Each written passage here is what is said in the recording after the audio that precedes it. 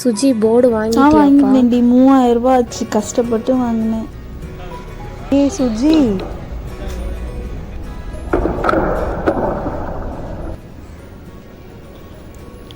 ஐயோ என் 3000 ரூபாய் போச்சே. சாரி சுஜி, உடஞ்சிருச்சு, என்ன பண்ண முடியும் இப்போ?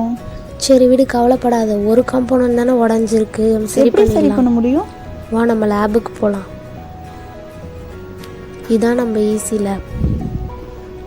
ஃப்ரான்சிஸ், இதில் சில காம்போனன்ட்ஸ் உடஞ்சிருக்கு, இதை சால்ட்ரிங் பண்ணி கொடு. 5 minutes பிரியா.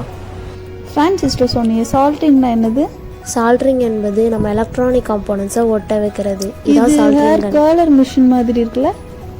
இல்லை, இதான் சால்ட்ரிங் கன். இதை ஃப்ளக்கில் கனெக்ட் பண்ணி இதில் இருக்க மெட்டல் அயான் ஹீட் ஆகும். இது 600 டிகிரி வரைக்கும் ஹீட் ஆகும். இது பேர் சால்ட்ரிங் ஒயர். இது டின்னு லெட்டாலையும் உருவாக்கப்பட்டது. இதான் சால்ட்ரிங் ஒயரை இந்த ஸ்டார்டிங் பாயிண்டில் வைக்க சொல்ல இது உருகி நம்ம எலக்ட்ரானிக் காம்போனன்ட்ஸை ஒட்ட வைக்கிறதுக்கு யூஸ் ஆகும். இது பேர் சால்ட்ரிங் ஃப்ளக்ஸ்.